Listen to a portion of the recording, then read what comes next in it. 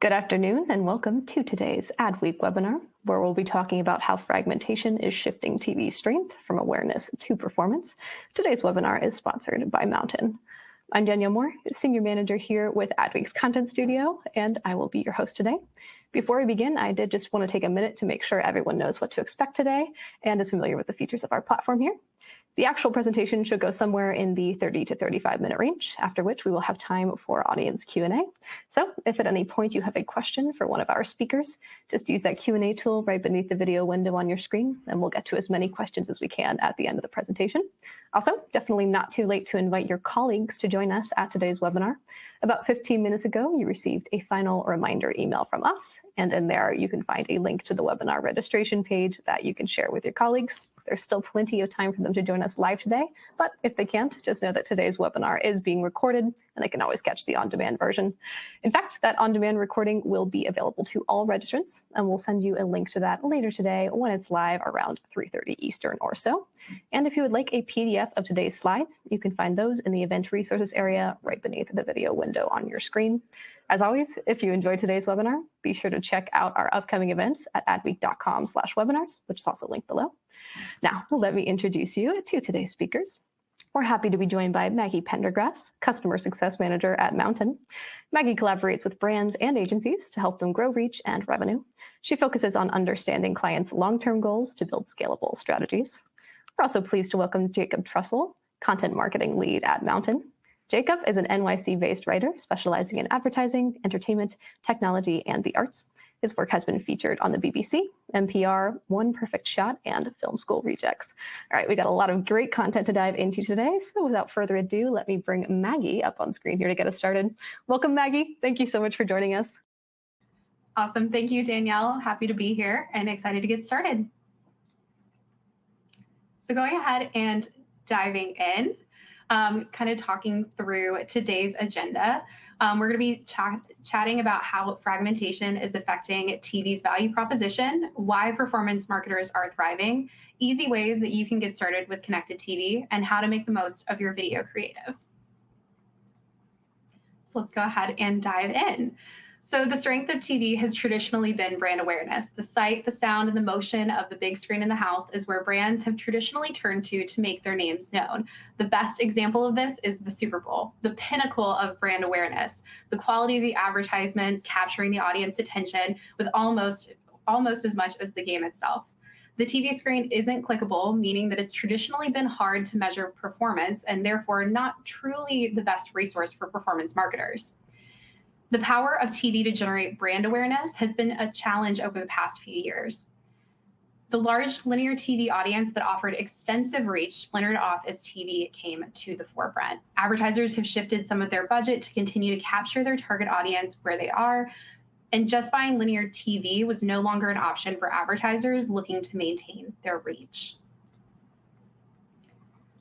So with the environment of streaming continues, the fragmentation of streaming continues to evolve, and advertisers are struggling with that fragmentation. As it matures, the CTV landscape is continually fragmenting and evolving. More and more channels are being launched, and top content providers are adding new ad-supported tiers. Take, for example, Netflix and Disney+. They've been the most recent headline makers for adding in less expensive ad-supported tiers. Amazon even just announced that they'll be adding another tier to their Prime Video service. So between Amazon's lower price ad-supported Prime Video and their freebie, their fast ad-supported TV offering, there's fragmentation all within one parent company. So consumers are interested in signing up for these ad-supported tiers, contrary to popular belief. 73% of consumers actually prefer ad-supported tiers if it can reduce or lower their cost of subscriptions at the end of the month. However, numerous ad-supported tiers, ad-supported options have created fragmentation across the streaming landscape. This fragmentation makes it difficult for brands to do only content-focused buys that create the same type of brand awareness that they're used to in traditional TV. Here is a great example of this from Andrew LaFawn, Vice President and Executive Director of Media and Connections at RGA. We've made it to the promised land, but the promised land looks a bit like where we've been in the sense that there's huge fragmentation across the digital media landscape. So TV is no longer that brand awareness powerhouse that it once was in content-focused buys. But that doesn't mean that it's no longer a viable solution for advertisers. Those that take an audience-first approach can reach viewers no matter what they're doing or what TV they're watching. The shift of the TV landscape has made it so that TV is a pillar of performance marketing strategy. As these ad solutions have continued to grow, advertisers have more options to reach their target audience across the content that they're watching. Mainstream channels adding ad tiers mean that more people are reachable by CTV advertising. And fragmentation is no longer an issue because you're targeting based off of the audience, interest, demographics, and not necessarily the content itself. So now that you know the power of CTV, we wanted to share some tips on how you can get started, and if you have yet to leverage a CTV as a performance channel, or make the most of CTV campaigns that you may already be leveraging. So what we did is we looked at the top 25% of advertisers and what they're doing right now to find success on our platform, and found some ways to find the fastest way to profitably scale on CTV. So first, this is going to be don't delay your launches. There are definitely benefits to launching both prospecting and retargeting at the same time. For example, we are in the midst of Q4. We are coming quickly on Black Friday and Cyber Monday. Now is the time to build that prospecting audience, get in front of those new viewers, people who maybe have never heard of your product before, and build that retargeting pool so you can really make a splash Thanksgiving weekend. The combined strategy delivers 27% more site traffic and 2 times more return on ad spend. Though those who wait to launch retargeting until about halfway through their first 90 days of any sort of CTV trial see about 17% more site traffic and 52% more return on ad spend than those who launch at the same time. We also saw that advertisers who are continuing to run evergreen campaigns, even outside of peak holiday seasons or outside of big business objective seasons, supplemented with seasonal messaging, saw the greatest returns. This consistent and opportunistic approach creates sustained growth over time. Maintaining that evergreen performance means that your creative will have enough time to optimize, and then you can add in additional budget, audiences, additional targeting as you see those seasonal pushes. Even the seasonal creative can align with key business times and support seasonal and promotional pushes. So with that, I'm going to hand it over to my colleague, Jacob, content marketing lead, to discuss another key factor in finding the success. Yeah, thanks, Maggie. So let's keep talking about creative. Now, personally, I think you can never really have too much creative, but as we all know, creative can be seen too much. Now, according to studies, 59% of consumers think there are too many repeated ads on connected TV. This leads to something I'm sure you're all familiar with: ad fatigue. I think it goes without saying that no marketer or advertiser wants their ad to be seen so much that audiences become a little bit annoyed and stop paying attention. Now, these repeated ads in turn cause CTV campaigns to become less effective and prevent users from moving down the sales funnel. So, it's like a domino effect of real bad vibes for your campaigns. But fortunately, the right CTV platform will optimize towards your KPIs and help avoid ad fatigue. But those 25% of advertisers aren't just resting on their tech laurels.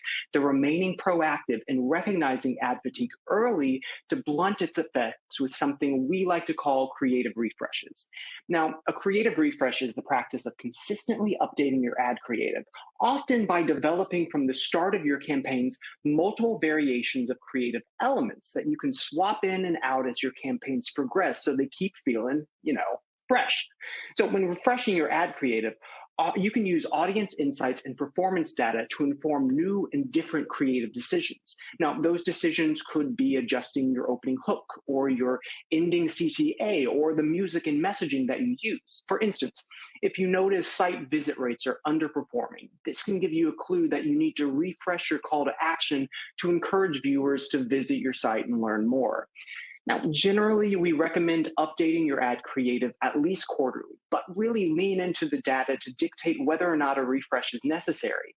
Keep an eye on when you start to see performance plateau or plummet, as this can be a signal that you need a creative refresh. But really, we just encourage you to always be analyzing your data and make refreshes at the cadence that makes the most sense for your campaigns. Now, luckily, what refreshes sort of organically do is help you to scale your creative output. With more creative, you have more opportunities to refine and optimize your ads because you have a lot of video content to, cut up and play with to make the ads feel new and different. Plus, this gives you more creative you can activate, which, according to our data, directly leads to better results too. Now, based on our findings, brands who activate 3+ creatives, including unique videos and variations, can experience 63% higher ROAS and 31% lower cost per visit than advertisers with only one creative. Now, I have a feeling I know what you might be thinking. That sounds like a lot of creative. Do I even have the budget for something like this? Now, I'm going to go out on a limb here and say, yeah, I'm pretty sure you do, because you don't need to completely reinvent the wheel or, re-itemize your budget to produce video at scale. For instance, rather than creating, a completely net new ad, consider small tweaks to the creative you already have to make them feel fresh. So as an example, for say a seasonal campaign, you can recut your evergreen creative, adding in new elements like voiceover or music or CTAs to speak to a specific seasonal product, or just make the ad feel more appropriate for the holidays. This will let you not only squeeze more juice out of your existing creative, it will make sure that you won't have to dramatically increase your production budget as well. That being said, unlocking scale can be a tricky budget problem for any brand of any size, but there are lower lift approaches you can take, like, focusing on creative variations of your existing ads or repurposing assets from past campaigns that can help you get started creating more videos without really breaking the bank. But it's producing at scale that's the important part of this discussion, because without an increase in your overall video volume, you won't be able to make as many of the strategic creative optimizations that we mentioned, simply because you won't have enough content to play with. However, producing video at scale doesn't have to balloon your budget. We facilitate this in a couple of ways: through creative as a subscription, which we call CAS, or Quick Frame by Mountain. Now, CAS is a way for brands to continuously get new, high-performing creative on an ongoing basis by doing what they're going to do anyways: spend money on media. Now, CAS allows advertisers to bundle their creative and media spend together in an easy, affordable, and effective way for brands to get on CTV fast and refresh their creative even faster. Now, CAS is fueled by Quick Frame by Mountain. Quick Frame by Mountain is an innovative creator marketplace that allows brands to work with a diverse array of video experts with a wide range of nuances, perspectives that you won't always get from traditional approaches to producing ads. That's because these makers don't just make ads, they make art. Sure, yeah, you'll find that in-house and with agencies, but that perspective is part of the fabric of what makes a marketplace like QuickFrame so valuable and effective. Their model provides brands with this cost-effective way to produce any type of video without the high price tag that can sometimes come with a commercial shoot. Now, to help you start really wrapping your head around what you can really do with creative, I want to leave you today with some key video best practices that we recommend. First, display a persistent on-screen URL so viewers know who you are and where to go from frame one. You don't want to wait until the very end of your ad for your target audience to know where to find you. Kind of like, getting a song stuck in your head. Maintaining an ever-present URL throughout the ad will stick in your audience's mind so they better recall your brand in the future. Second, end with a clear call to action. Because viewers can't click to visit your site while watching a TV ad, you need to include a visual or audio CTA at the end to motivate them to take action. You can do this through messages of urgency or direction, like don't miss out or sign up today. This lays out for your audience exactly what next steps they should take if your ad piques their interest. Third, include a voiceover that matches the urgency of your ad's message. Now, the right voiceover can really make or break an ad because it's a powerful influence when it comes to making an audience feel a desired emotion to buy a given product. So really spend time thinking about what the personality of your brand is, what voice could represent that personality, and then how that voice will carry your ad and its message. I mean, that voice could quickly become a hallmark of your brand. Plus, it'll help you capture attention if a viewer is looking away from your screen. Lastly, start with a clever opening hook. Studies reveal that 47% of the value of a video campaign is delivered within the first 3 seconds. So that means you need to make sure your ad is engaging from the very start, whether that's with a rapid fire joke or an intriguing visual. If you create a hook that captures the audience's attention immediately, they'll be more encouraged to watch the rest of your ad. And to sort of circle back to an earlier point, if you have a persistent URL throughout your ad, even if one audience member isn't engaged by your hook to watch till the end, you'll still be getting your name in front of them within that first 3 to 5 seconds. And just to add one last dash of data to this point, our findings show that ads with a CTA logo and URL throughout experience a combined 41% lower average cost per visit and 112.6% higher average conversion rate. But the biggest tip I can give you is probably my favorite of Mountain's tried and true CTV best practices. Don't be boring. Sounds easy, right? But I'm sure if you think back to the last dozen or so ad breaks you've sat through, it's probably safe to say that don't be boring is sometimes easier said than done. So when you're sitting down to concept your creative, ask yourself, would I genuinely enjoy this ad? Would this make me look up from my phone and back to the TV during a commercial break? Now, the answer to those questions should be at the core of your creative. If it's fun, engaging, and relevant to your audience, they'll be that much more likely to remember your ad when they're in the market for your product. All right, I'm actually going to now pass it back over to Maggie for some final key takeaways. Awesome. Thank you, Jacob. So what have we talked about today? So first, due to the shift of streaming and the landscape's ongoing fragmentation, TV has shifted from a brand awareness play to now a performance powerhouse. We're really going after those audiences versus the content that they're watching. People are dynamic. We want to make sure that we're really tapping into where they're watching versus what they're watching. Second, we're going to find easy and quick ways to find success on CTV. That includes going ahead and launching your prospecting and retargeting campaigns at the same time. You're going to build that audience so that then you can retarget them and increase those conversions downstream. And then running those campaigns year round with special consideration to those peak months, those seasonal trends that you may be seeing within your business. And then lastly, having enough creative is essential for your CTV success. It doesn't have to break the bank, and there are affordable solutions that can help marketers make it through with those video assets. We hope that you found this really helpful. Awesome. Thank you both so much for those insights. We do have time to take a few audience Q&A questions, and we'll get to as many as we can over the next 5 to 10 minutes or so. To our audience members, please do know that if we don't get to your question today, we always make sure they get forwarded over to our sponsor so they have the opportunity to possibly reply offline. A couple of quick reminders here from Adweek. Today's webinar has been recorded and will be available on demand later this afternoon. We'll email everyone a link to that recording when it's live.